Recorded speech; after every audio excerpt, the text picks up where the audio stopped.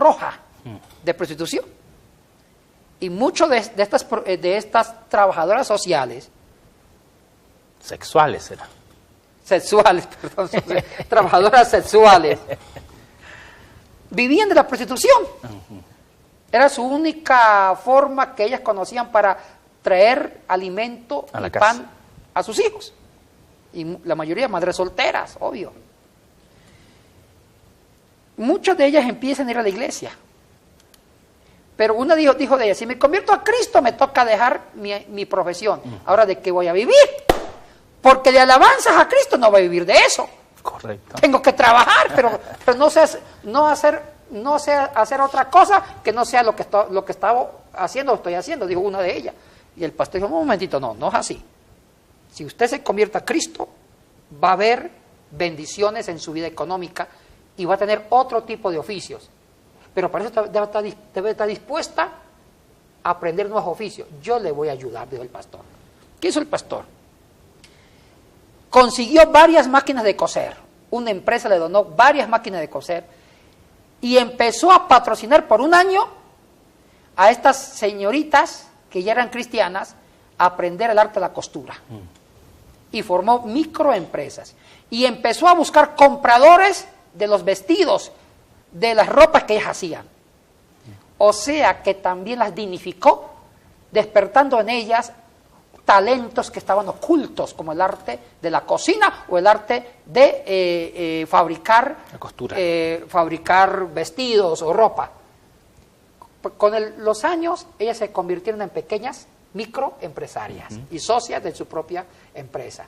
Ahora, viven dignamente, después de 15 años, son señoras dignas.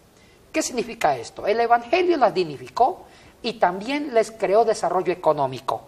Correcto. Les creó nuevas oportunidades de economía para que vivan dignamente y tengan lo suficiente, tengan el dinero suficiente para educarse, autoeducarse y también educar a sus hijos. O sea que ser protestante te hace progresar. Interesante, Yatensi, muy interesante. Pero ¿qué pasó con los otros reformadores?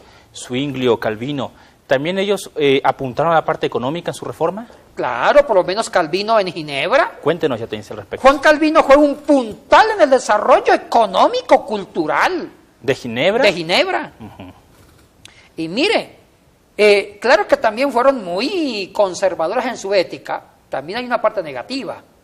Pero no vamos a hablar de lo negativo, vamos a hablar de lo positivo. Correcto. Juan Calvino creó desarrollo, inclusive fue uno de los que impulsó al comercio de Ginebra y empezó a exportar productos de Ginebra a otras ciudades circundantes a Ginebra, como a Zúrich. E inclusive hizo toda una fortaleza económica que fortaleció la clase media, y la clase media empezó a exportar productos a otras ciudades y también a recibir divisas hacia Ginebra. Es cierto, Yatensi, que Juan Calvino se le considera, no sé si el padre, tal vez uno de los gestores del capitalismo. ¿Usted ha escuchado eso? Bueno, ¿qué es de cierto? ¿Esto es un mito? ¿Es parte de la historia? Tenemos que también aceptar que el capitalismo se fue forjando, fue tomando fuerza con el surgimiento de la clase media, que empezaron con el comercio a tener el poder adquisitivo de la moneda.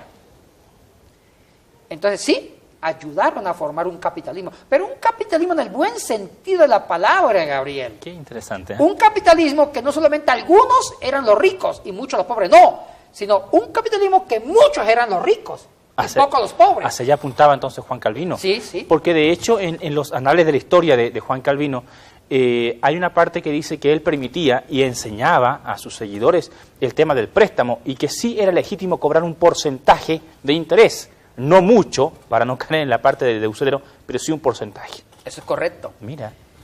¿Sabe por qué? Porque hay un segundo fenómeno que acompañó al comercio. Y es el segundo fenómeno que yo todavía no lo menciono, lo voy a mencionar ahorita mismo. Porque yo dije que hay dos circunstancias, dos fenómenos económicos que contribuyeron a destruir el feudalismo y a crear un nuevo sistema económico donde muchos tuvieron oportunidades. Uno de ellos fue el surgimiento de las ciudades libres, que se concentraron las riquezas ahí por el comercio. Hicieron quebrar a muchos feudales porque un nuevo grupo de seres humanos que eran la clase baja, que se transformó en clase media, que tenían el poder adquisitivo de la moneda. Correcto. Segundo, el surgimiento de las casas bancarias, que es lo que usted está apuntando ahí. Surgimiento de bancos. El surgimiento de los bancos. Ajá. Entonces, empiezan a surgir grandes casas bancarias que prestan dinero Y cobran intereses. y cobran intereses, Ajá. y eso ayuda de que la economía sea dinámica. Entonces, las casas bancarias comienzan a prestar dinero a muchos campesinos para comprar parcelas, para inclusive comprar semillas y empezar a producir en su campo. También las casas bancarias prestan dinero a muchos comerciantes que quieren invertir en la exportación de sus productos o en la importación. Ajá. También las casas bancarias también prestan mucho a los propios nobles que ya estaban quebrados. O sea que las casas bancarias prestan un servicio de que el dinero está al alcance de muchas personas. Ajá. Y tener una economía muy dinámica, muy creativa, de crear oportunidades para muchas personas. Porque antes el préstamo era imposible, porque un feudal prestaba dinero, pero sometía al pobre campesino a su territorio, y era un préstamo más de esclavitud. En cambio, con las casas bancarias, el préstamo es para que cada uno que se beneficie con un préstamo tenga la oportunidad de crear su propio espacio de trabajo, de dignificarse y desarrollarse. O sea, todo eso es reforma protestante. Ahora, vamos a aclarar.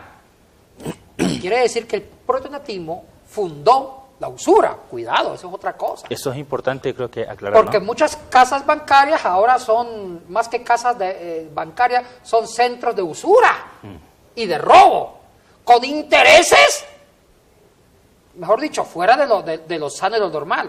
No, o sea, sí deben existir bancos, sí, pero con tasas de interés prudente, ecuánime, que beneficie al que se endeudó y también beneficie a los dueños del banco, porque ellos también necesitan fortalecer el sistema bancario. O sea, todo es una prudencia. Ahora, tampoco quiero decir que el protestantismo es el causante de un capitalismo radical, es otra cosa. No, ellos son los causantes de un capitalismo humano que brinda oportunidades para muchas personas. ¿Sí? Entonces, eso es bueno aclararlo. Correcto. Ahora también es importante señalar, Ednesi, y tú has de haber leído en la historia, en la fundación de nuestras repúblicas latinoamericanas, cuando hubo la emancipación o la separación de la corona española, ¿verdad? Ahí por el siglo XIX, tú sabes, los 1800, ¿no? En los años 1800, muchos de nuestros países comenzaron a mirar a aquellas ya repúblicas independientes en Europa, los Estados Unidos, ¿verdad? O Inglaterra, que habían fundado también su economía en base o aliados con el protestantismo. Y tú sabes, Yatensi, muy bien que en la fundación de nuestras repúblicas latinoamericanas se comienza a ver estos países libres, ¿no?, de deuda y financieramente prósperos, y lo asocian con el protestantismo, ¿no? Y esto es lo que tú dices justamente, es importante comprender que el protestantismo entonces es más que religión, ¿sí?, es más que doctrina, es más que palmas. Hay todo un contexto histórico al respecto. Ahora, mire, el capitalismo europeo a mí me gusta mucho. El capitalismo europeo es mucho más humano, más digno. Porque usted, pongamos, en Suiza, en Italia, en España, hay muchas oportunidades para todo el mundo, hasta para los inmigrantes hay oportunidades. ¿Por qué? Porque hay un concepto del capital en base a lo social. Se conjuga el capitalismo con lo social. El socialismo y el capitalismo no se excluyen, se encuentran. Porque un buen concepto de capital está en favor de beneficiar a muchos. Pero esos muchos también tienen derecho a tener su propia prosperidad y desarrollo económico en base a un capital.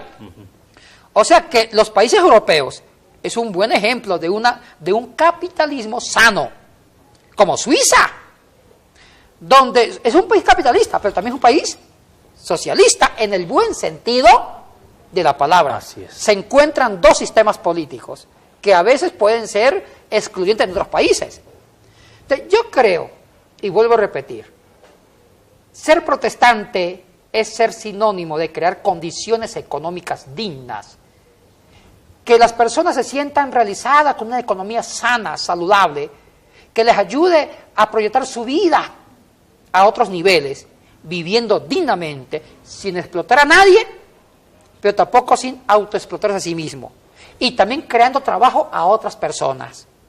Eso es ser protestante, una economía ecuánime, madura, transformadora, sin radicalizarse en ningún sistema político, sino buscando el beneficio de la mayoría, como buscando el bien común.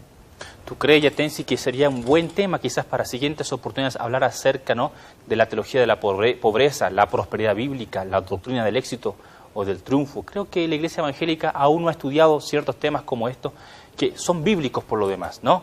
Sí. Y que están ahí justamente para nosotros. Sí. Bien, Yatensi, entonces estamos haciendo un resumen breve porque estamos por terminar este programa, el de hoy. Estamos diciendo que la reforma protestante del siglo XVI no ocurrió de la noche a la mañana. Alguien nos preguntó a través del correo electrónico qué significa ser protestante, y para esto estamos respondiendo desde la reforma del siglo XVI con Martín Lutero y los siguientes reformadores. Dijimos que hubieron cuatro factores que impulsaron o empujaron la reforma protestante. El primer factor que ya estudiamos, el factor político. El segundo factor es el intelectual. Y el tercer factor que estudiamos hoy es el factor socioeconómico. En el siguiente programa estaremos estudiando el cuarto y último factor que impulsó a la reforma protestante, que es el factor religioso. Nos despedimos con palabras finales del pastor Yatensi Bonilla. Bendiciones, mis queridos hermanos, y el próximo programa vamos a hablar sobre la última causa de la reforma, que es la parte más eclesiástica, que es sobre la parte religiosa. Bendiciones. Dios les bendiga y hasta la siguiente oportunidad. Asoma Visión, Motivación y Desarrollo presentaron el programa Respuestas a Preguntas que Incomodan con el Dr. Yatensi Bonilla.